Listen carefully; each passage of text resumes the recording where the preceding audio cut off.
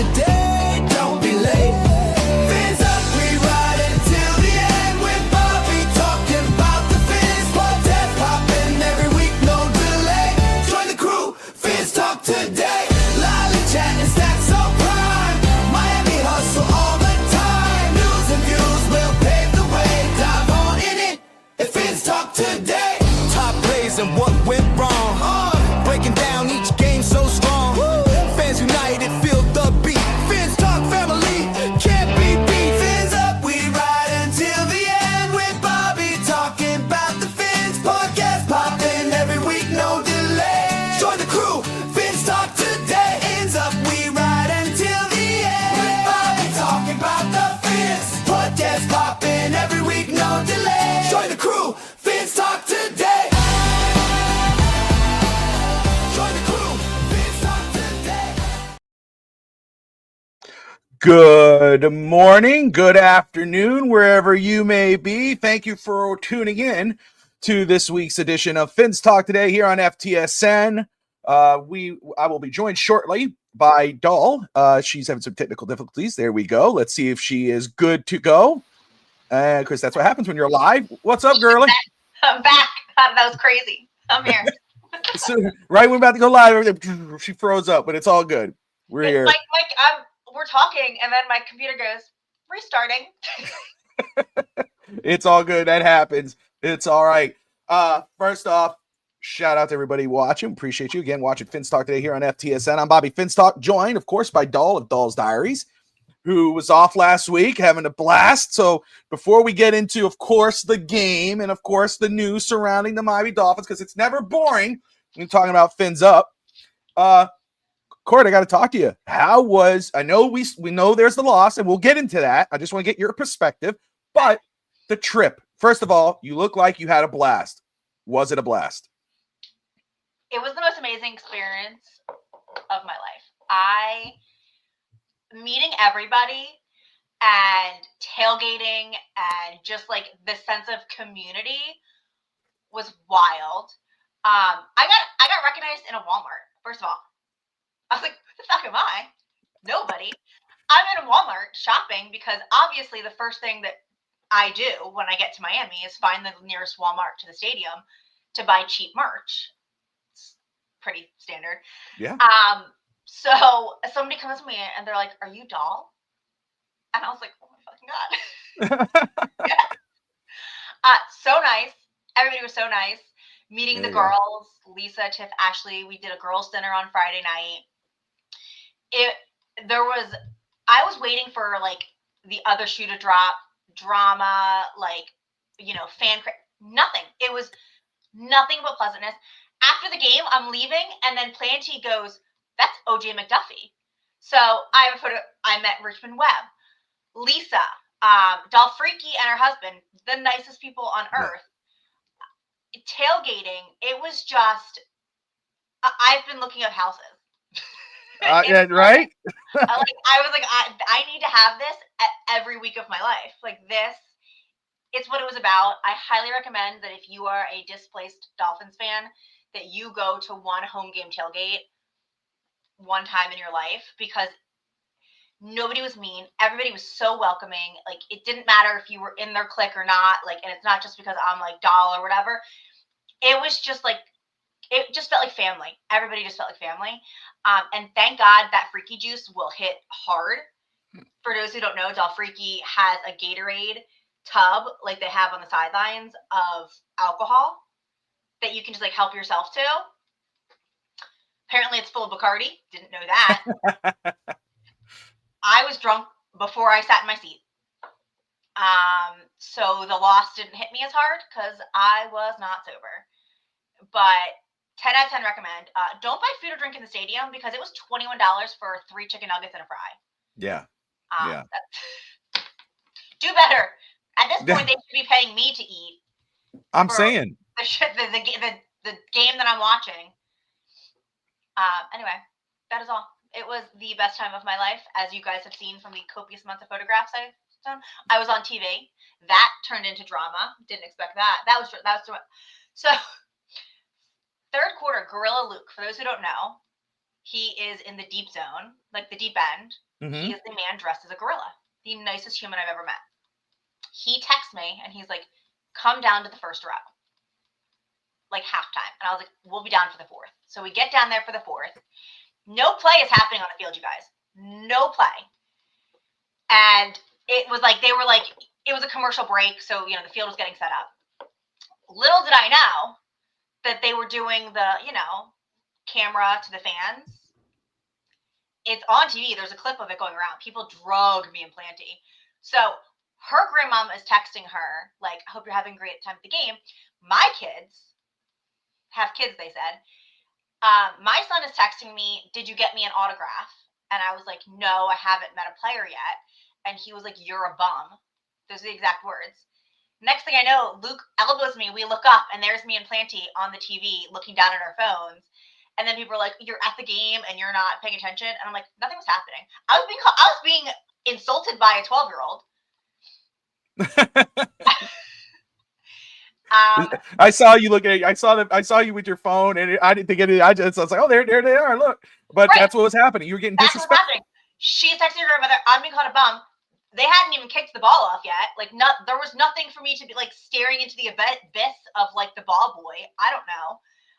But if you want to know what I was doing, so I got drugged by a 12-year-old, and then people were like dragging us. I was like, fuck you. At least I was on the stadium. And then my Kia hat. They were giving those away outside the stadium for like a raffle or something. It had like the Dolphins logo on the back. So everyone was like, wow, she's really repping Kia hard. Well, first of all, if you were at the game, you'd know. That's right. That's right. That's, I'll tell you. So I went to the Carolina Panthers fan club weekend, and I know how much fun that is. And I'm excited that you were able to go down there. And I said that, that makes up for the experience, makes up for the loss. Of course, we beat the Panthers that game, but like just the experience alone, and it is so true. That's what I said this on Phins TV. A shout out to Phins TV and Sammy and the guys. But I was on that show and I said, that's what makes up for the shit we put up with the Dolphins is the community, right? The people we meet, the people, like you said. I mean, the coolest thing that ever happened to me, and I never thought I would get that, was like you said, at a Walmart, which is even way out there. But when I was at the game, Bobby Phins, I love your show. And I was like, whoa, wait, what? Me? I'm like, that was the coolest thing. So, but then just the people, like you said, Lisa, Ashley, Dolfreaky, Ian, just Sammy was there, Sarney was in Carolina. For that Carolina game. So it's like a giant family. So I'm glad that you were able to experience that. And I'm glad, like, you were like, man, wait a second, I need to be here more often. Let me look at houses, so very cool. And I'm glad the loss didn't affect you that much, because I knew you were having a good time. If we didn't know, we saw the pictures and we knew, we're like, oh, she's having a blast. She's not really there. She's drunk out of her mind. She's having too much fun. I said I knew I had low expectations of this team going into the season, and it's just gotten lower since. I was like, I'm going for the vibes. I'm going for the people. I'm going for the community. The game is like a byproduct. I would have been fine tailgating and not going into the stadium. Like, that was a cool experience. It was so fun. But our team is garbage. So, oh, look, Adrian is here. I met Adrian, Rainy Day Pod. Shout out to Adrian. We met at Phins. I met Phins. Everybody. It was just, yeah. You have to, if you go, don't go being like, this is gonna be the greatest Dolphin game ever. Go being like, I really just want to meet. Because when you meet people at an away game, like, I'll go to the MetLife. You can go to the like, it's not the same environment as your home stadium, like your home base. It's just I just think it's a different experience. So highly recommend, 10 out of 10. And yes, I was drunk. I think I'm finally sober today. So I'm going to ask you, because we got plenty of things to talk about with the Dolphins. And shout out to everybody who's just tuning in, again, watching Phins Talk today here on FTSN. Like and subscribe if you're new to the channel. But yeah, a lot to talk about, because not only are the Dolphins 1-5, and you got to see you saw the fifth loss, and I mean, it looked like we had it, and then it was just taken away. So I'm going to get your thoughts on that now that you're sober and you've had that to digest, and now you're back home. So now you're miserable with the Miami Dolphins again. So we'll get that part. And then we'll talk about McDaniel's job status, the rumor, the trade reports, and of course, we'll get into the game. But before we get into all of that, now that you've had a chance to kind of digest and everything else, and get back to earth from the high that you were in down in Miami, what are your thoughts about the Dolphins with that loss last week? They because again, the game wasn't perfect whatsoever. I mean, it was back and forth, whatever. That final drive before Justin Herbert, with Ladd McConkey and then Tua through the pick.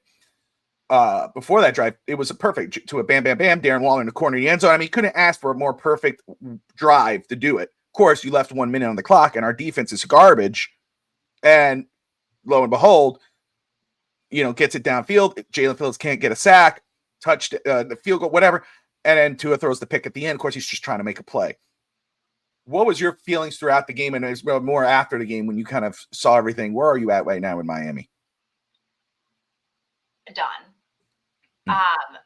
We're not a complete football team. We are. Our special teams even failed.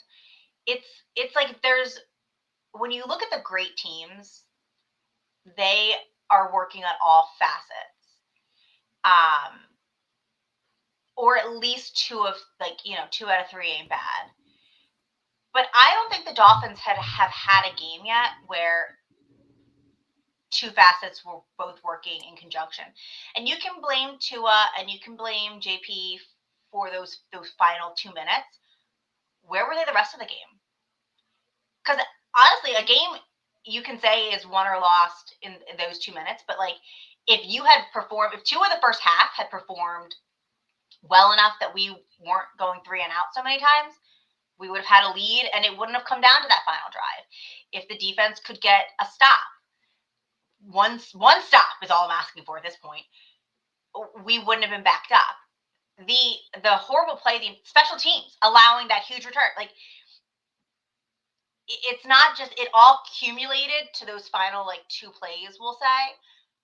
But if you had been performing the entirety of the game, those 2 little plays wouldn't have mattered, and no one's ever going to have a perfect football game. But the fact of the matter is that it took Tua till the fourth quarter to really get in that groove and find Waller and drive downfield. They were struggling before that. The defense, I mean, they couldn't stop a fucking Pop Warner team. No. Special teams, they haven't been terrible, but they had an off game, and the other 2 facets couldn't pick it up at all to help them.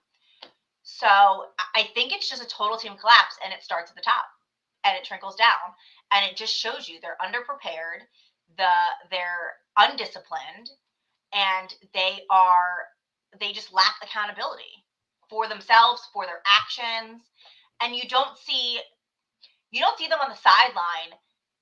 You see them joking and laughing after they walk off. Oh, hi guys. You don't see them focused. Let me rewatch that on the little tablet. Where could I have gone better? Hey guys, let's sit over here while the defense is on the field. Let's regroup. Our timing was off. You don't see any of that. You just see them going out there, la la la la la, playing fucking catch in the backyard. The defense is, I don't know, embarrassing. Yeah. That entire D line, I would take their man cards if I could. First off, you hit the nail on the head with everything, with accountability, unprepared, that stuff that I've been saying. So that's why I'm going like this, because you were basically, I know you've been busy. I know you haven't. So we're in sync right now, girl. We got it. We're on the same par here. So 100%. That's it. A lot. We're gonna get into it, and we will. First off, Adrian again of the Rainy Day Podcast, watching Sammy of Phins TV. Shout out to him. Mudbone, Zach's, it's National Chocolate Cupcake Day. Appreciate that. And Maria, what's up? This is the first time I'm seeing you on the Dolphin Show. She's usually on our wrestling show at No Holds Barred. So I appreciate Maria stopping in. She says, I gave up on the Dolphins 2 weeks ago. I hear you, sister. I got you. But thank you, Maria, for watching. This is awesome. Now, I'm sure Maria's going to argue with me on here. She argues with me a lot on No Holds Barred, so that's really cool. We have a good show, Maria, later on this afternoon at 5:30. Eastern time. We're going to talk about AJ Styles' retirement tour and how that should be booked. And there's a lot of other stuff we're going to talk about. But let's talk about accountability. And let's talk about Tua's press conference. Were you able to catch the press conference after the game or hear about it? Mm-hmm. Oh, I've seen the clips. Okay. So you're familiar with, first off, with the fall. Are you familiar with the fallout from those comments? Not just obviously from his team, because you could tell from like Aaron Brewer and the guys, they were really put off by it. Yeah. And then around the league with the veterans. I mean, former players got Terran Armstead, Shannon Sharp, Chad Ochocinco. I mean, different guys and respectable people in this league. They came out and like, you don't do that. Emmanuel Acho, who's a big time, you just don't do that. Yeah.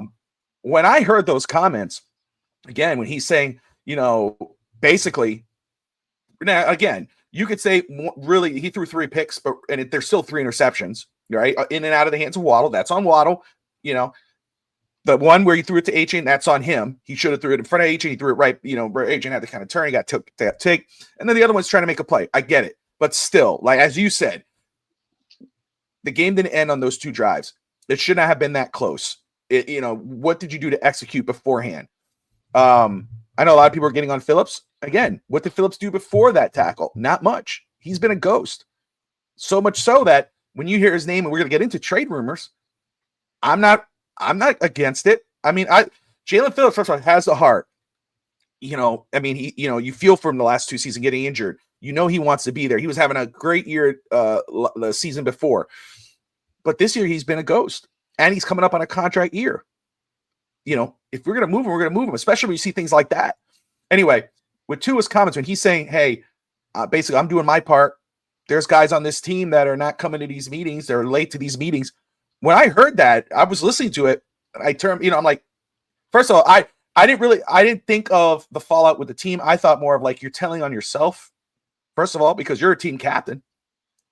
Players are not, if I say, hey guys, which we never really do, we talk through Messenger and everything else. I talk to everybody on Messenger or text or whatever, or phone call, whatever. But if I said, hey guys, when is everybody free? Okay, cool. Can everybody come and let's have a little meeting on FTSN about if everybody's late, or if there are people late, that could be like, they don't really care. They don't respect you. So obviously if you're the team captain, you're calling these meetings, they don't respect you. And then you think about you're calling out the coach, because obviously the players are not willing to do their part to win. Everybody's kind of it seems like individual agendas. Mm-hmm. It's not a team thing anymore. It's about, Tua's trying to watch his back. He's trying to say, it's not on me. I'm doing my part. It's these guys. And then first off, you're not naming them, which good thing he didn't, but still now you're leaving into interpretation. Who's those guys? Because if they're backups and other guys, it doesn't matter. You're talking about starters. Who are those starters that are not showing up to these meetings? Who doesn't give a shit? Who doesn't care? That's why Armstead said, who's a big defender of Miami, and he has a great podcast. Shout out to Terran Armstead. But he even said, I didn't like that. I don't like that. You don't do that. So then, then you find out afterwards and you start reading the room with the league, and this is rubbing veteran players the wrong way. So much so. And then McDaniel looked like he kind of got caught off guard when he heard the comments and he had to respond to that. And I think there's friction between him and the coach, that they're not on the same page anymore. And then Tua comes out and apologizes and says, I got to publicly apologize. I should have made these comments. The national media misconstrued my comments and which is nobody misconstrued it. Just own up to it. Which again, you got to give he went out there and did it.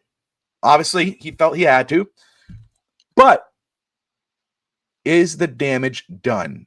What was your reaction to hearing those comments? You got to see those clips afterwards. Did you have the same reaction as me? Kind of like eyebrow raising. Wait a second. And then you see everything going around the league.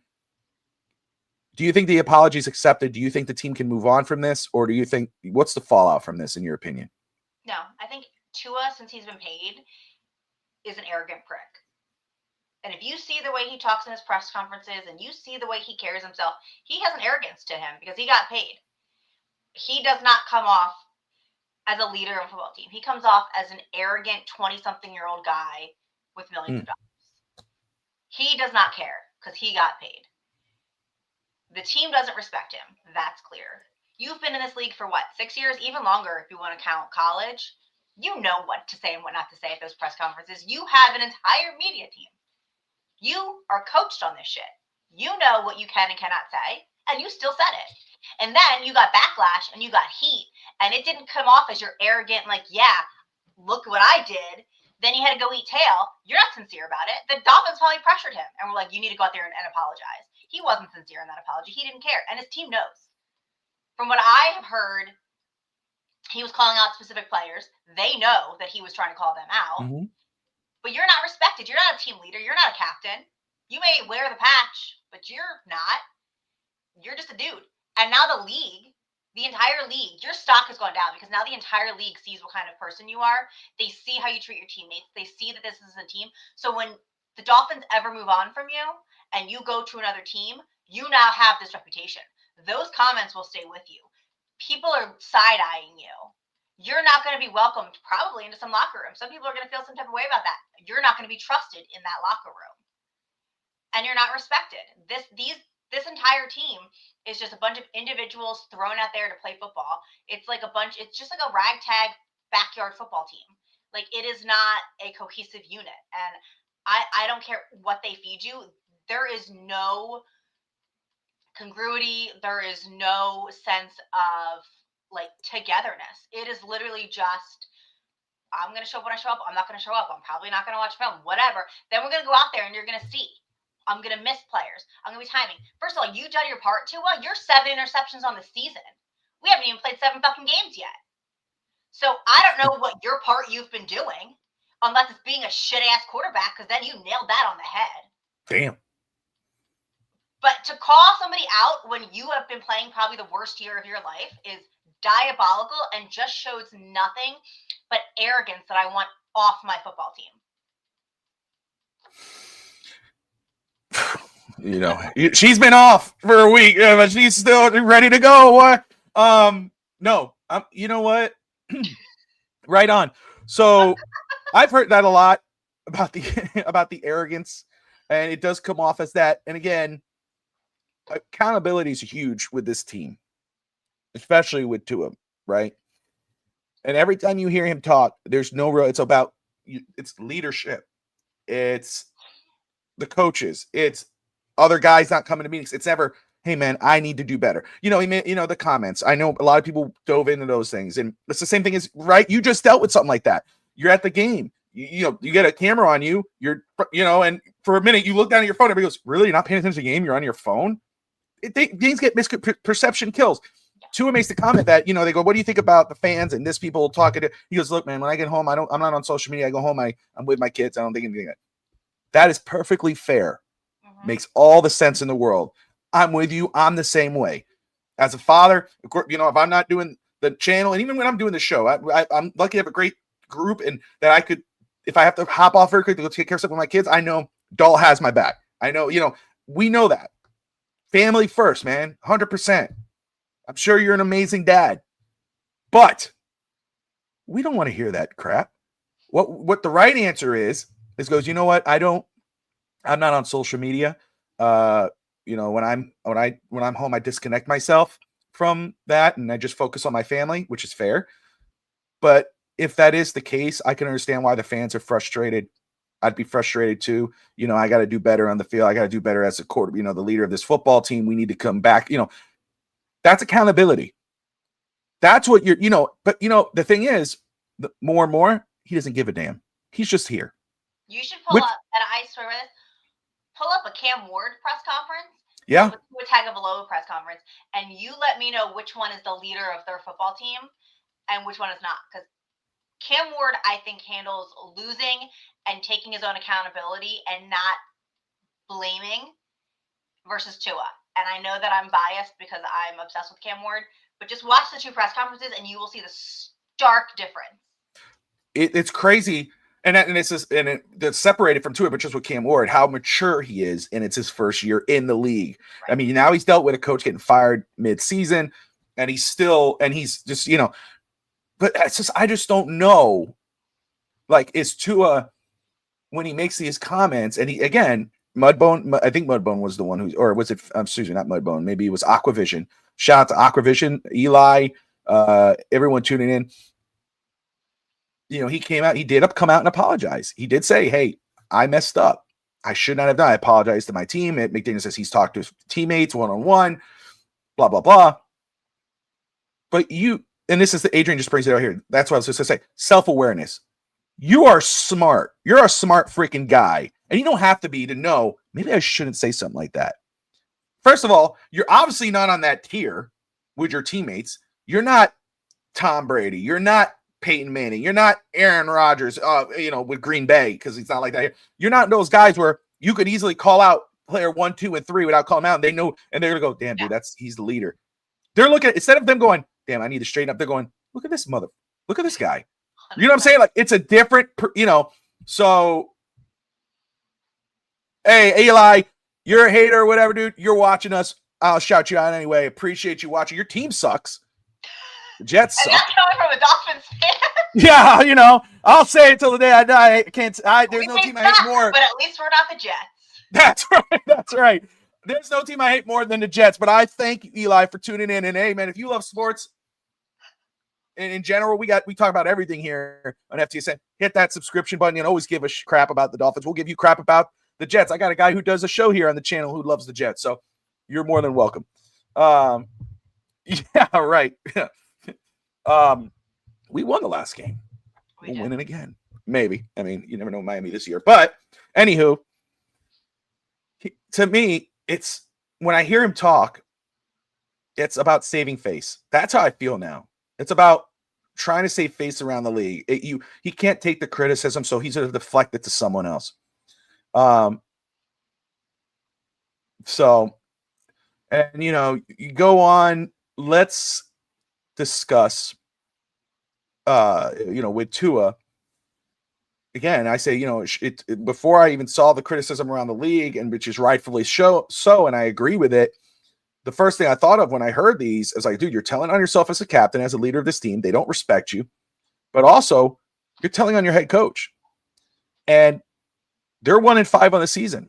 And we're talking about what you hear off air that we don't share, what we're seeing on social media, what we're seeing here. This team is fractured. This team is McDaniel sounds lost. My son, we were listening to his press conference yesterday coming home from school. He says, man, he sounds nervous, but that's just him. He just talks like that. It is what it is. It happens. I noticed that when you ask him a question he's comfortable with, he's more clear. And when he deflates when you bring up something else. But you hear all this, you see this. It's evident that there's an issue, not just with the product on the field, but a product in the locker room with this organization from the very top to the bottom. It is I don't see how Ross or anybody could look at this team and go, we're going to keep as is, status quo. There's a lot of mixed, conflicting reports in regards of McDaniel's job status, in regards of trades, whatever, and we're going to get through it. But in regards to McDaniel's job status, Tony Pauline said that they're going to give him the next 2 or 3 games. If he doesn't fix it, he could be out. He did bring up Rex Ryan as a name, which is a name I know that most people don't like it. You're one that's like, hey, I would love to have a Rex Ryan on this team.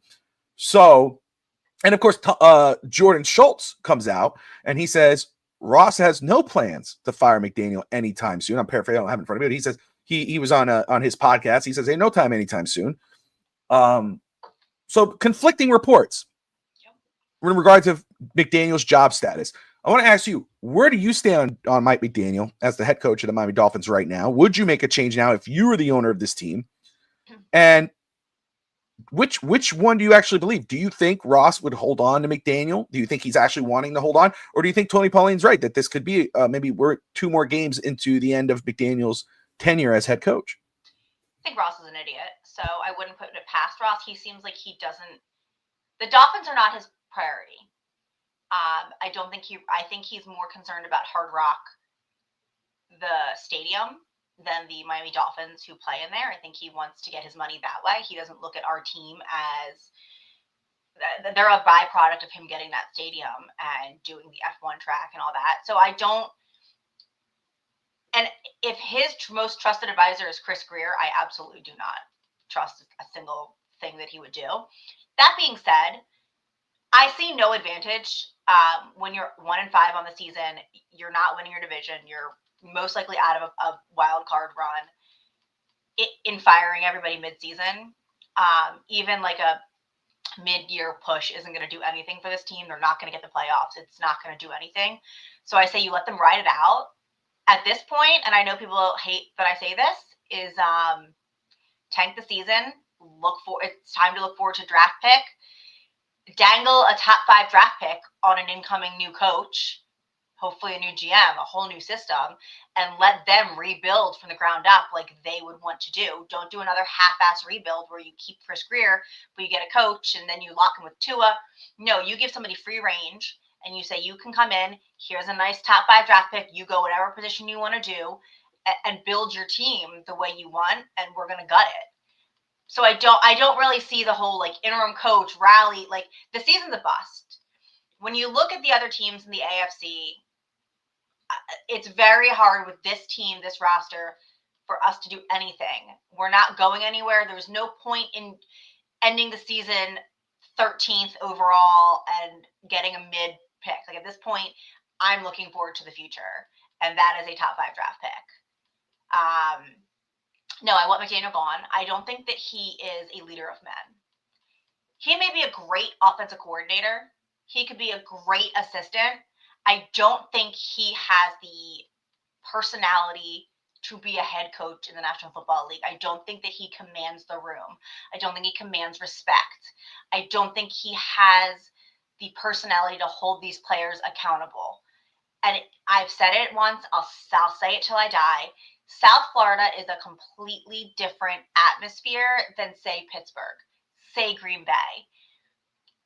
South Florida there's so much going on. There's so much temptation. There's so much just distractions that you need a Shula. You need a Belichick. You need a Rex Ryan. You need somebody with a heavy hand, old school mindset that is not going to tolerate. I've seen Larry Zonka come out and he was like, Coach Shula would never have allowed any of this shit. You would have not left the practice field because he would not have let you get off of it. That's what the Dolphins need. McDaniel's blubbering, guys, is not. Think about that as a halftime locker room speech. Hey guys, we really gotta try to get out there and do better. Yeah, like that's not gonna rally men. You need Dan Campbell, a perfect example. Those kinds of personalities are what we need, not this young, youthful, I'm everybody's buddy, let's hang out like that. He is not who we need. And Chris Greer is not either, but Chris Greer knows where the bodies are buried, and he's going to blackmail the fuck out of Ross. So I hope we upgrade him to like head valet guy and like give it a cool title. But yeah, no, I'm done. I don't think McDaniel has what it takes to command a group of 20-something-year-old, entitled, rich little boys. They're boys. He just doesn't. No, right on. And first off, shout out to Daniel. Daniel says we need a Rex Ryan, seriously. And I think when he says we need a Rex Ryan, we need a Rex Ryan type. I think he means a disciplinarian, experienced coach. I know Eli was just like, yeah, right. You know, in regards to Rex Ryan, obviously he has experience with Rex Ryan being his former coach. Akavision says Flacco, Rogers, and Daniel Jones are proof that sometimes quarterbacks need a change of scenery, a change of team, for sure. And that might be the case with a Tua. It's just it happened with Ryan Tannehill. I'm not saying either one are the same, but Ryan Tannehill goes to the Titans and he kind of revived his career and got to the AFC Championship. That could happen with Tua. But I'll tell you what, you know, talking about McDaniel, and I've said this before, so I'll say it again. Right now, I don't see McDaniel as a head coach. He is a play caller or play designer posing as a head coach. That's it. You know, you see him on the sidelines. You see him when he talks. It doesn't sound like a coach. He doesn't do what a head coach is supposed to do. They're veteran players. Calais Campbell, Jalen Ramsey, who had a bad game. Jalen Ramsey, Calais Campbell. Taron Armstead retired. These guys all left. These are your captain. These were your leaders. They rather have left than have stayed. And then you see, and people question it, you go, oh, come on, dude. But then when you see what everything that's going on in Miami right now, and you hear the rumors about what happened between Jalen Ramsey and McDaniel, and you're watching everything, and you're like, wait a second, is there truth to this? There is truth to this. I will say there are probably some lingering pieces that are still on, they believe in the coach or whatever, or believe in the quarterback. But I will go as far as to say is that the quarterback and the coach have both lost the locker room, and I think they're at odds. I think a change of scenery is good. I think McDaniel, if and when he gets relieved of his duties, if that happens, depending on who you believe, I think he'll be a coordinator somewhere, probably get a chance to, probably go under somebody, hopefully, that knows what they're doing. And maybe down the line, maybe one day he will be a good head coach. Right now, that's not the case. And, I wouldn't put it past Ross to hold on to Mike McDaniel, because he's shown that in the past. That's his big thing, is that, he's, I'll say loyal to a fault. Some people might call him an idiot. I'll say he's loyal to a fault. He wants to hold on to people longer than he should. He did it with Jeff Ireland. He's done that forever. He's doing it with Chris Greer. I'll tell you what, I never want to talk about, we need a new owner. It's never going to happen. So I'm not going to, until it happens, I'm not going to talk to really entertain it. With Chris Greer, I'm almost at that point where it's like, I'm not holding my breath on it, because for whatever, whether it's the lawsuit or whatever, I don't think that's going to happen. McDaniel's more than likely the one to get moved. I think it has to be a clean house. If you're going to fire one, you got to fire both. Yep. That's how I feel. But will it happen? I'm not sure in regards to both. Daniel, I just don't think this roster, I just don't think the roster is that good. No, it's not. It's not. On paper, when you look, there's a lot of good names, but they don't fit. I think that's pretty evident now. We all looked at this D-line. Daniel, of course, watching all off season, everything, we all talked about the flaws of this football team and whatever.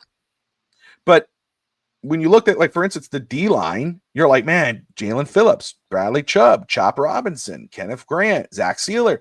You're going, damn, man, I know what the weakness is in the secondary, but that D-line, man, we're excited. That's going to be fun. And then you watch them in the season and you're like, what is this? Are you having fun? Yeah, are we having fun? I don't think so. I mean, so much so that we're talking about trades. Two of those guys are included in trades, or trade rumors, of course. So I'll tell you what, again, I despite what Jordan Schultz knows his stuff, I don't put up Tony Pauline. I've been following Tony. So shout out, both those guys are great follows and all this whatnot. So I'm not either way, but I just cannot see how any sane person could watch what the Dolphins have been doing the last few weeks. And if you go, oh, but it's like Daniel, it's a bad team. I get it. You're right. It is. It's a bad team. No doubt. But it's not just a bad team. It's a broken team. The locker room is fractured. The coach and the quarterback seem to be at odds. The coach has lost the locker room. The QB has lost the locker room. That's why you have to make a change. Yes, the team might be bad, and you go, man, we had a bad team. We knew this was going to be bad. They could fill that excuse and try to make up those excuses or whatever. The fact is, it's not just the team, it's the product on the field. It's the product off the field that dictates that there needs to be a change. I don't understand how you could go in tomorrow, and if Miami loses to the Cleveland Browns, who are also 1-5, with a rookie at quarterback and Dylan Gabriel, or possibly a Shedeur Sanders if it goes really bad, I cannot see how you see that and you go 1-6 against the Browns, that you go, we're going to try this another week. Let's go now. Let's see the Falcons. There has to be a change, because you know damn well after this game tomorrow, if Miami loses, if there was finger pointing last week, trust me, there will be more finger pointing after tomorrow. Now, the product of being 1-5, the product of a fractured locker room, means that the team could be looking to sell off assets or to trade off pieces to get assets. And there was a lot of rumors this week as we get closer to the NFL trade deadline about players that could be traded. First name was Bradley Chubb. First off, Bradley Chubb makes a lot of sense. Contract, but he's also been the most consistent contributor on defense. He has 3 sacks in 5 games. I think it's 3 sacks or 4, but he's the one who's been getting the sacks. It makes sense for teams that need an edge rusher to try to go and get a Bradley Chubb. Doesn't bat an eye. Jalen Phillips is thrown out there. Jalen Phillips, again, does not surprise me.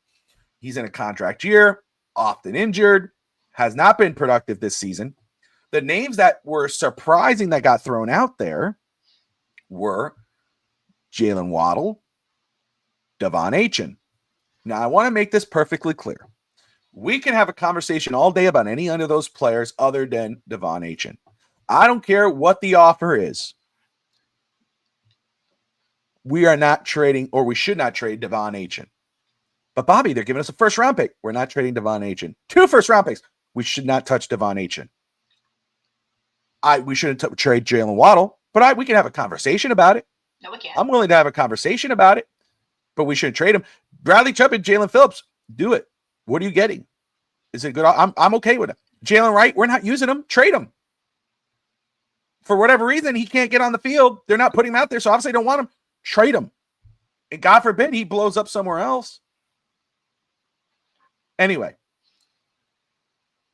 Conflicting reports. So we know that, there's other reporters are saying, hey, Giants are interested in Jalen Waddle. Teams are calling in on Bradley Chubb. Devon Achane's name gets thrown out there somewhere, some way. Teams are calling Miami, are interested in it. What's it? Ricky Scoops, who's been in the past, he came on Twitter and, he's broken stuff before. He came out and said, hey, Miami's interested in some trades, throws out, people go crazy. Ben Albright comes out and says, hey, Broncos are not in on Jalen Waddle, but the Giants are. And then you got Barry Jackson in local media, who's pretty well known and knows this stuff. He's saying it's not true. Teams could be calling, but Miami's not interested in trading Devon Achane or Jalen Waddle. So there's a lot of conflicting reports. So I'm not going to ask you who you believe, even though you could say that if you want. However, should Miami do a fire sale? And who would you be trading? And are you interested in trading a Jalen Waddle or Devon Achane? Bobby, don't ask stupid questions. Everybody on this team is for sale, including the fucking water boy, except Devon Achane and Jalen Waddle. You touch them, I've already said, I've already gone on Twitter and said I'll commit a felony. I will commit a felony if either of those two men are moved. Those are the only 2 bright spots I have on this entire fucking team. They're the only thing holding my sanity together. I will, if I find out either one of them are actually traded, I will not watch a single Dolphins game for the next year. I will boycott this entire fucking franchise. Because that would be the poster of idiocracy to me. Get rid of Chubb, get rid of JP. They're doing nothing. I mean, their worth is not anything production on the field for our team. Get rid of Chop. I don't care. Liam Eichenberg, please give him away. I'll pay you. But if you touch Jalen Waddle or Devon Achane, I will lose my mind. I'll delete Twitter. I will lose my fucking mind. Because they are the only 2 pieces that we have that we can build around. We don't have a quarterback. We need a new quarterback. Okay, but here you have Jalen Waddle that you can throw to. Hey, we need a quarterback and some linemen. Cool. You already have a starting running back who's basically been our entire offense for 2 years. And then we have the rookie Ollie Gordon, who can be, we have a nice little tandem back duo. That's enticing to a quarterback. That's enticing to a GM. That's enticing to a new head coach. That you do have pieces that they can work with. Because let's be real, we still have the cap space. We still owe players money. We're not going to be rich that we can just build an entire roster overnight. It's going to be a degree. But we have a couple of block pieces. We have a couple of those pieces. Defensively, we don't have dog shit. I would like to see Willie Gay be played more. I would really like to see what he can do. I like Dodson. But the only 2 building blocks that we have on this entire football team. I just want to say something very quick. Andrew, appreciate you watching. How's that offensive line minus Patrick Paul? You're talking about he can't run up the middle. There's a reason why teams want him. That's why we have Ollie fucking Gordon, dumb it. I'm sorry, I'm not going to. No. But that's why we have Ollie Gordon. Devon Achane is not a power back up the middle. Devon Achane is, you put him in the slot. You get him to the outside. You run like a jet sweep. You do a little bit of a reverse with him. He hits the edge if you can get maybe a tight end to block for him, and he's gone in open space. He's not running at the middle because we can't block, and he's a small, fast back. Look at Pat Warner. On up. Oh my God, I'm so tired of this argument about Devon Achane. That's an Ollie Gordon run. That is a big back. That is a Derrick Henry run. This is what is the problem with Mike McDaniels, that he's an idiot and he doesn't know the difference in backs because he'll try to run Devon Achane up the middle behind nobody. That is not what you use Devon Achane for. That is a hospital bill. I will defend this man till I die. Anyway. Tell us how you really feel. Sorry, I didn't mean to get angry. Sorry, you got passion. It's cool. He It's spoke cool. in all caps, and it. You had to come back with all caps, and that's fine. Hey, we don't always have to agree, right? I mean, it's all good. But no, man. Look, first off, Devon Achane's overrated. He's not. There's a reason why teams want him. Okay, that's why they brought up a good question, and McDaniel answered, I thought, a great way, because they said, and which he should be that way. You got to line Devon Achane is a utility tool. He could do it all. He's a Swiss Army knife. You can line him at receiver. You can put him at back, run him on the outside, run him. And you're right. Inside, if you can't run on the inside, all right, well, then put a power back out there. But for whatever reason, they don't do it. Yeah, but teams know this. Andrew also says when teams game plan, he gets shut down. That's because there's nobody else that we use on our offense. No. Everybody knows that with Tyreek out, Tua's crutch is going to be Devon Achane. Before Devon Achane, that was exactly the case. That's on McDaniel. Yes. Everybody knows that Devon Achane is the man on this team. So what does he do? He overutilizes Devon Achane so teams are prepared for it. They know that they're going to throw a screen pass to Devon Achane. They're going to throw a screen pass to Devon Achane. They know it, and he's not utilizing the other players who no one's paying attention to. That's on Mike McDaniel. That's not on Devon Achane. He knows he's the target. Use him as bait. Get some trickery. Where is this playbook and this great play drawing up? Use Devon Achane as bait. Do not keep running the same play over. I know that if we are 3rd and 6, we're going to throw a goddamn screen pass behind the line of scrimmage to Devon Achane, and he is going to get stuffed because nobody can hold a block. And what does the defense do? A normal guy would get stuffed, and it happens sometimes. But this guy is he's the most consistent, active contributor on this offense. Always getting downfield, always making a play. You think the play is dead, he's downfield, whether that's in a screen or that's a run or whatever. He's a guy that's actually trying. I don't know how many guys on this team is actually trying. He's one. Daniel brought up a great point the other day because of this Jalen Waddle conversation, which, again, we can have a conversation, but let's be real here. If you get rid of Waddle, you know damn well Tyreek Hill's not coming back. That story is going to be over. I highly doubt Tyreek Hill's coming back to this football team. You trade Waddle, now you have nobody. No disrespect to the guys we have on this roster. Maybe they step up and come in or whatever, but let's be real. You go from Tyreek Hill to Jalen Waddle to Malik Washington and Nick Westbrook and whoever else. If you said this, if Tua goes down, God forbid, in an injury, or gets benched or whatever, or we start a new quarterback, what better weapons do you have for a young quarterback than a Devon Achane and a Jalen Waddle, possibly a Waller if you bring him back? That's a pretty good set. That's a pretty good building block, especially Achane and Waddle. That's a good building block for a young team. Patrick Paul, who's been really solid this year as a left tackle for Miami, who has a big test coming up against Myles Garrett and the Cleveland Browns. But those are good building blocks. You don't trade those building blocks. You trade the Hills. You trade the Phillips and the Bradley Chubbs, the guys who are either about to go to free agency, or what's the point? We're in the back of the line. Why are we paying all this money to these guys? Let's move on from them. You don't move from young players on a rookie deal like a Devon Achane, who is the candy of the league that everybody wants. There's teams going into playoffs like, oh, man, we want a Devon freaking Achane. You don't trade that. Right. You start all over. Yeah, start all over with a quarterback. Start all over with a coach. Start all over with a new GM. Start all over with a veteran players who get big money. You don't start all over with young guys who are eye candy to the league. You just don't do it. Yep. Think about how great the Dolphins would be if we ran the front office. That's all I'm going to say. Not according to Andrew. The team would suck even worse. Even though all you can do is go up. Honestly, all I have to do is win. But shout out to Andrew. I appreciate Andrew with his comments. I mean, I appreciate it. I enjoy the banter. Right on with it. Absolutely. I'm Italian. I get a little. Thank God you're not the GM, he said. You see? Well, I mean, okay. Well, so you must be a Chris Greer fan. I assume, right? I assume, because how worse can we get? Listen, just thinking about it. You know what? You should be thanking God. No, I doubt it. We would be so cocky if we were the GM. You're telling me that all I have to do is. So you want us to be a what's that called? A developmental team for other teams? Let's go ahead and get these young players. They're really good. Trade them. Their value's high. Let's do it. Yeah, I'm not. Come on, Andrew. Especially if you're about to do a full implode, you have to. You have to keep the core, and you have to keep the guys that are going to entice the new office.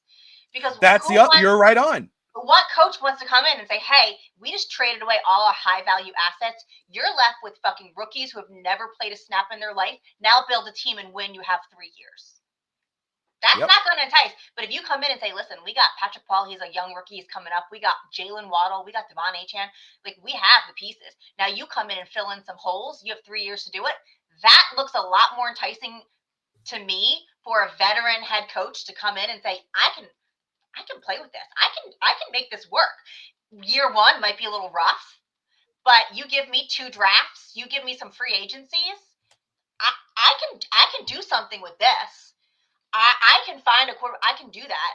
That I think is going to be more enticing, because you have to remember, just because we need a head coach doesn't mean somebody wants to be the head coach of our team. Exactly. The Grudens, the Rex Ryans, like, they can look at a team and be like, this is too much work. My reputation is on the line here. I'm not going to put my reputation on this team. So we still need to be enticing to this is like a dance. Like, we're dating. We're in like the dating phase right now, like on like NFL Hinge. Like, we need them to match with us so we can match with them. We go on the first date, aka the interview, and we see if we align. But if we have our worst profile picture out there with our double chin and our gut hanging out, they're not going to swipe right on us. That's the best way I can describe it. Like, I just feel like that. Go on the first date, cuddle, all that whatnot, right? Add first that all, on. Absolutely do not cuddle the first date. Jesus Christ. God. Unless it's Rex Ryan. There you go, right? I'll give him a toe. I'll give him a toe. Yeah. God. My goodness. Chris Greer's not a fan. New England didn't start winning until Chris Greer left. Then start winning Super Bowls. Andrew says, love you guys too. Chef says he hears both sides. Raphael in the house. What price does Darren Waller return in 2026, Bobby? At what price tag? His stock is getting high because he really. Oh, he has to be getting high because he's looking like Darren Waller of the Raiders when he was at the top of the league. I mean, this guy continues to.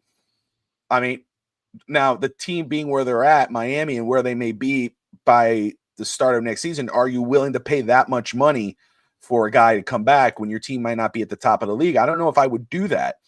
I mean, honestly, I would do it if the price was right, because I think he'd be great for a young quarterback, or even Tua in another year, because more than likely Tua will be back next year as a bridge guy.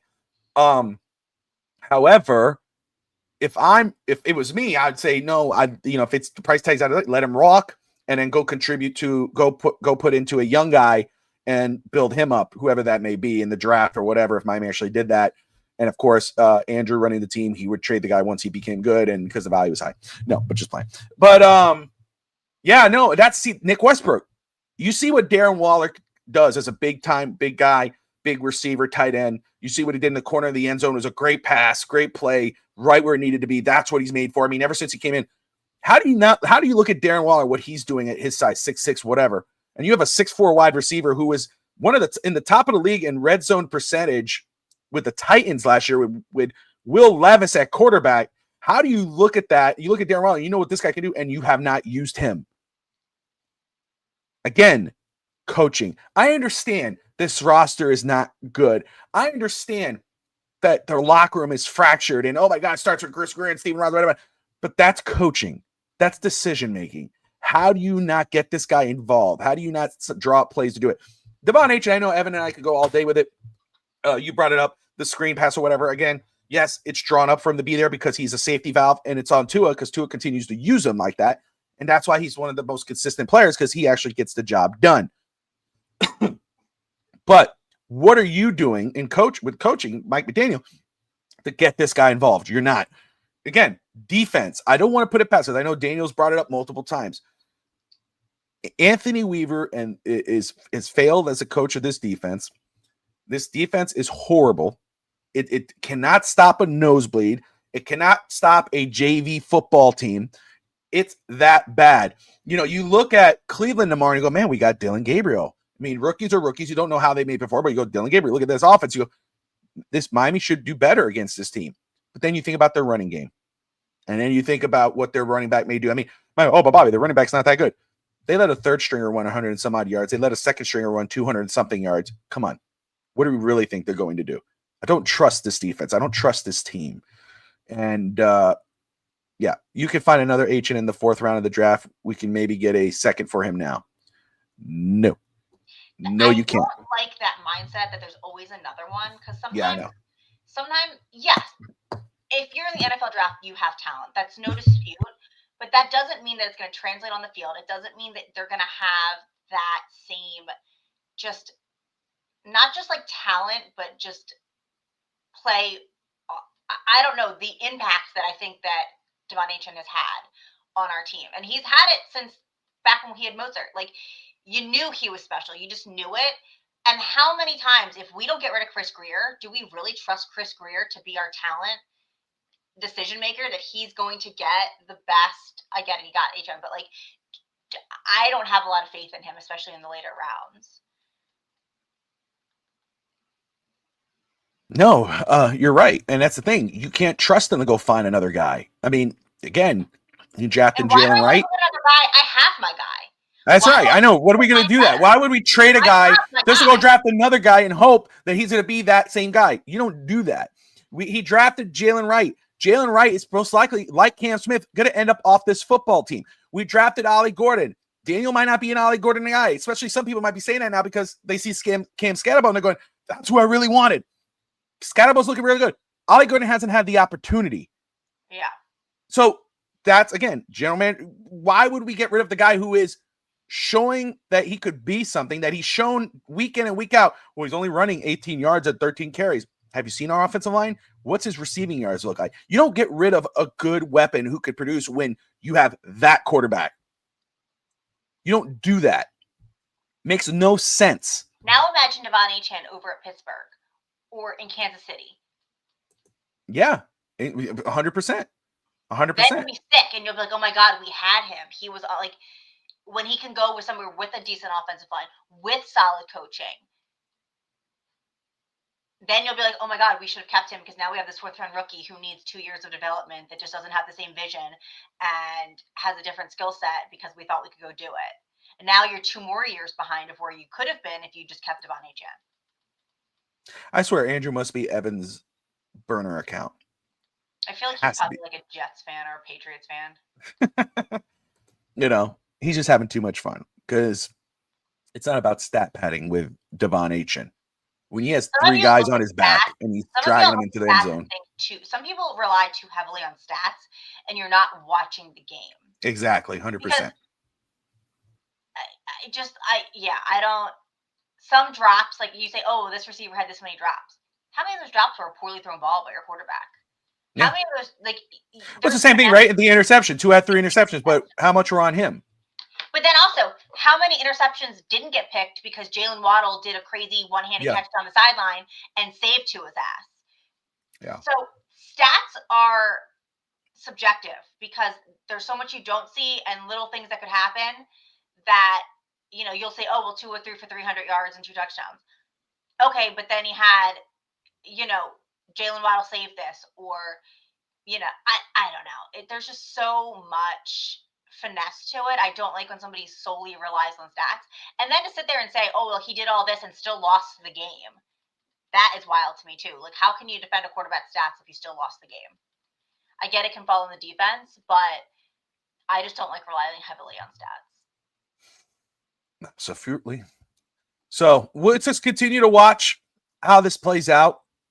I know Andrew will be happy if Devon Achane is traded. I won't. I think it's a boneheaded move. It's a dumb move. And if you're a real Dolphin fan and you're saying that, you're on something. I don't understand how you could say that. Look at those guys and go, yeah, let's move them. Their value's high. It makes no sense. Respectfully. Jalen Phillips, Bradley Chubb, thank you for your service. But if you could get a good deal for him, go do it. What do you think we could get for a Bradley Chubb and a Jalen Phillips? Bradley Chubb, I'd say like maybe a 3rd rounder. I'm with you on that one. Phillips, 3rd or 4th, only because his injury history. Yes. And his lack of performance this year, I think are going to be like last year before his injury, we probably could have gotten a 2nd out of him. I think it's fallen maybe 3rd or 4th, just because teams are going to look at him and be like, listen, he's injured a lot. He came back. Maybe he's not the same guy after the injury. There's a lot of more questions. I think we get more for Chubb right now than Phillips. Yeah, I think you're right. Especially with performance issues this year, injury history. I'm with you on that one. Jalen Wright, probably a fifth. I don't see anything crazy on that. Moving on. Again, you guys are watching Phins Talk today here on FTSN with Doll of Doll's Diaries and myself, Bobby Phins Talk. Appreciate everybody watching. Whether you agree or disagree, we appreciate you guys all tuning in. Make sure you hit that like and subscribe button. Share the show. Let your friends know how crazy we are about Devon Anchin and all this whatnot, and say, these guys are idiots. They don't know what we're talking about. We welcome that. We don't mind it. We got thick skin. Let's get into this very quick. Tomorrow, the Dolphins face the 1-5 Cleveland Browns. Both coaches reportedly on the hot seat. Depending on who you're listening to or who you're talking to, they're on the hot seat. Kevin Stefanski, I think that's a guy who could get fired and then hired as another head coach somewhere else pretty quick. I think he's just a product of the organization. McDaniel, more than likely, hired as an off OC somewhere and lets him be there, run that. But got to ask you, you're looking at both these football teams. You know the stories. You know what's going on there. Myles Garrett versus Patrick Paul. They played against each other last year, but Myles Garrett, Patrick Paul, you're looking at this O-line. You're looking at these young guys. Chop Robinson's taking a step back this year, which happens. Guys can have good years, and then they kind of take a little step. But again, that's a product of the team. Patrick Paul, despite what's going on around him, has had a very solid year. He has looked really good. Miami needs to address the right tackle position. Austin Jackson cannot be relied upon health-wise. That's a guy you need to move on from. There's plenty of good tackles coming out in this first round this year that you could take and put right there. Of course, there's other Ruben Bain at edge rusher. There's a lot of quarterbacks. We want to talk about a quarterback. But shout out to Patrick Paul. But he has a tough matchup tomorrow against Myles Garrett. Where's your confidence level? Where are you at with the Dolphins against the Browns? How confident are you that Miami could get their second win of the season tomorrow? What's confidence? Because I have none. I don't want us to win. I've already gone on record. Let's just ride the season out as losses and get this draft pick. Let's entice a new coach. I'm pretty much done with it. However, offensively, I think we have a better offense. It's not often I say this, but I do think that Tua is a better quarterback than the entire situation they have. I think their organization makes ours look functional, which is hard to do. But defensively, I think their edge rushers, I think that they have a stronger front than we do. And here's my question. Who was Tua calling out in his comments? Yeah. And how are they going to perform for him in the game if they were offensively? Was he calling out an offensive lineman? Was he calling out one of his receivers? Because if he was calling out for a lineman, I would be shocked if I see him get pancaked a few times this thing, just as a little lesson. Well, Aaron Brewer, I don't know who the other guy, maybe it was Patrick Paul, but Aaron Brewer did not look happy at all with the comments. That's what I'm saying, is how stupid would it be to call out one of your linemen before a game against Myles Garrett?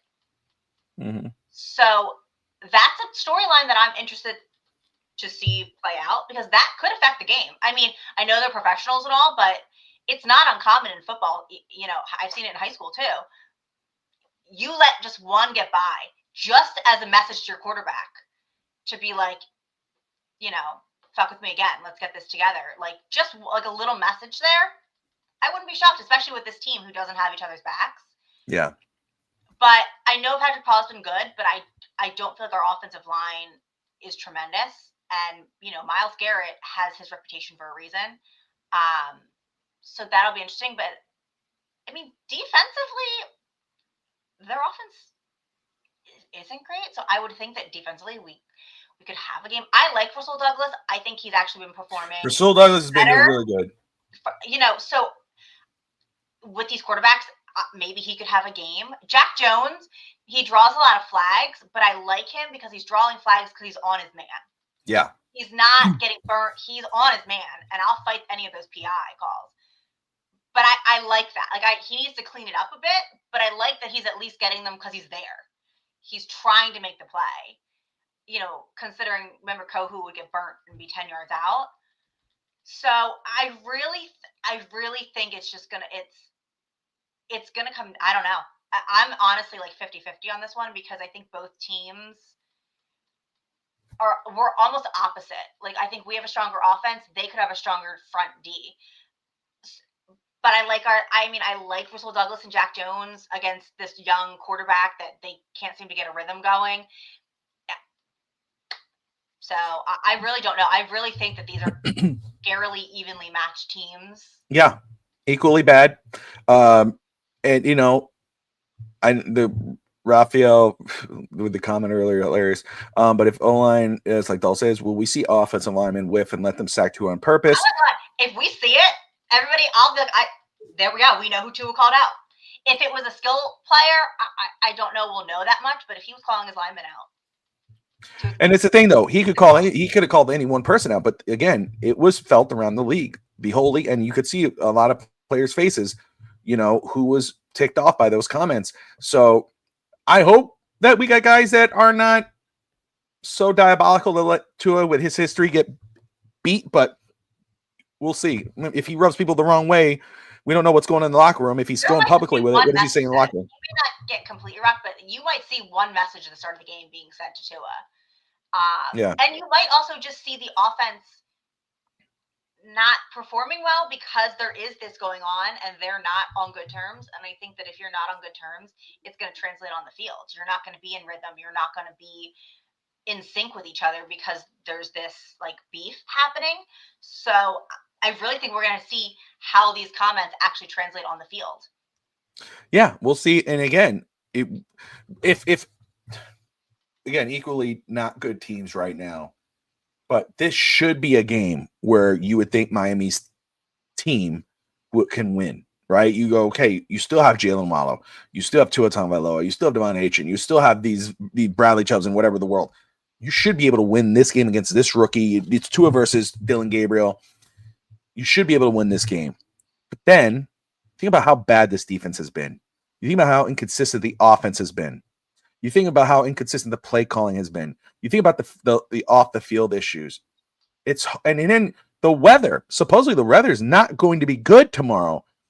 So there's a lot of factors in play where I'll say this.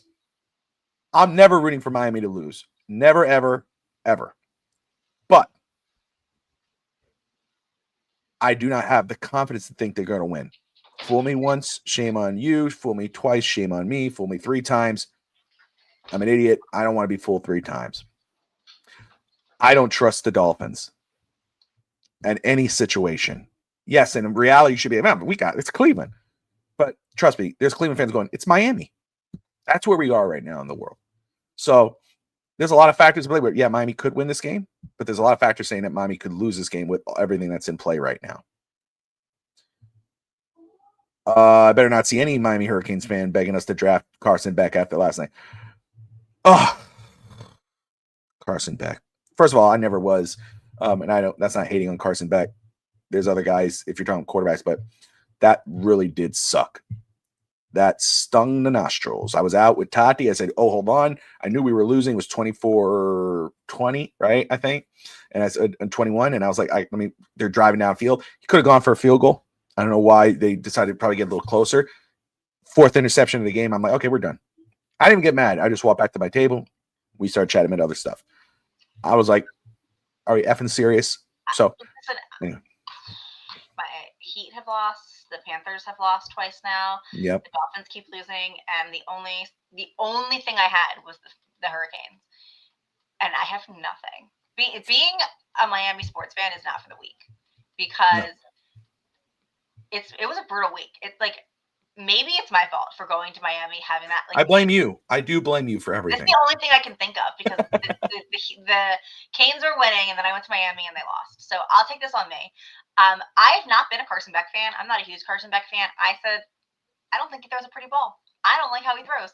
I think that he gets bailed out by Tony a lot. I don't love him, but, one loss, if we can rally up and not lose any more games and get it together, there's a chance we can make the playoffs.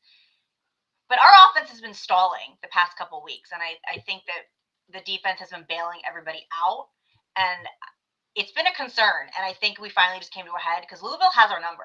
Oh yeah, We it's a knew rivalry. So I'm not shocked because there's been questions for a couple weeks, but like I said, when you're winning, people ignore those questions. 100%. And Chef, shout out, man. Appreciate you, brother. Hope you're doing well, my man.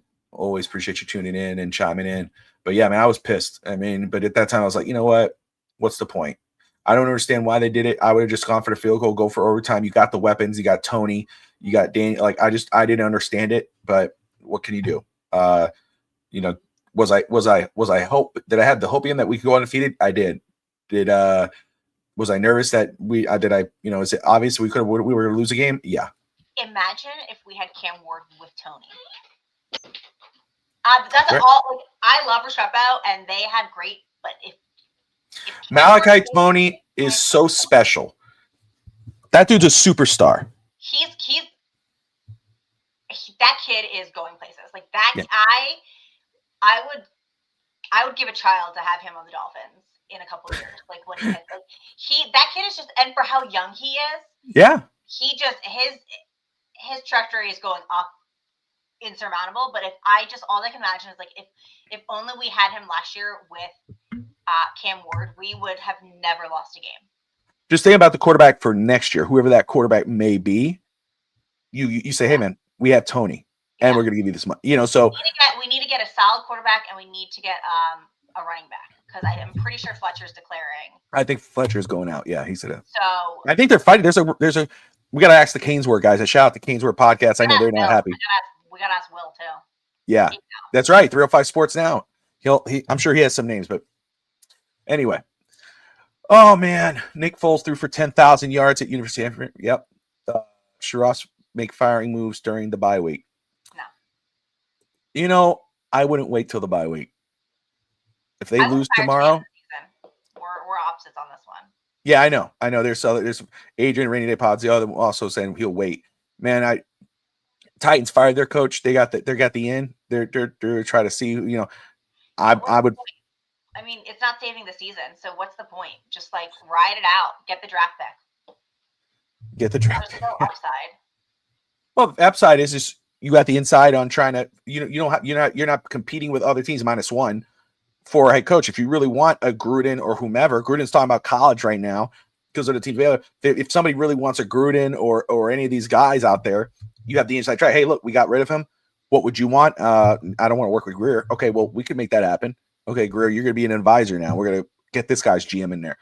Do that now. If you wait till the end of the year, more than likely you're keeping Greer, you're getting rid of McDaniel, and you're going to go get another young coach. I don't know. That's just me. Yeah. But I understand people's perspectives on it. Let's see. Make sure. Hi, it's all good, Craig. Brian Thomas Jr. I wanted Tyler Warren. Raphael says, I can't stand the Seminoles, Joe. I again, not against either one of those two. Ron Rivera has always been a fan of Ron Rivera. I think he's the GM of the UCLA Bruins right now. Right, UCLA? Not Cal. I know he's a GM right now. But former player. Players love him. 2-time coach of the year. Been to the Super Bowl with the Carolina Panthers, of course, with Cam Newton. Yeah. I would not hate a Ron Rivera, and I wouldn't hate on a Mike McCarthy either. I'm willing to have that discussion. I think those are two guys, veteran coaches, experienced coaches. Steve Spagnuolo, GM of the Chiefs. That's another guy. Doug Peterson. So you're on the right track, Mike, Raphael. So anyway, guys, we appreciate you all tuning in. Again, you're watching Phins Talk today on FTSN. Of course, you can follow the network at Phins Talk Network on X, or you can follow me at Bobby Phins Talk. You can follow Doll at Doll_fan, PHAN 72. There you go. And of course, Doll's Diaries on FTSN. Right FTSN Extra. Yes. When should we expect you for your next show? Tuesday. There you go. Any special guest? I got back like mid-Monday, and I was like, "Oh, I knew. I figured you weren't. It's all good." Any special guests as of right now? No, you guys. somebody will pop in, I'm sure. Somebody will But pop in. anywho, we appreciate you guys all tuning in. I know it's hard, Dolphin fans, but as always, like, share, subscribe. But most importantly, as always, no matter what, win, lose, or draw, heaven forbid 1-6, but no matter what, fins up. We'll see you guys next time.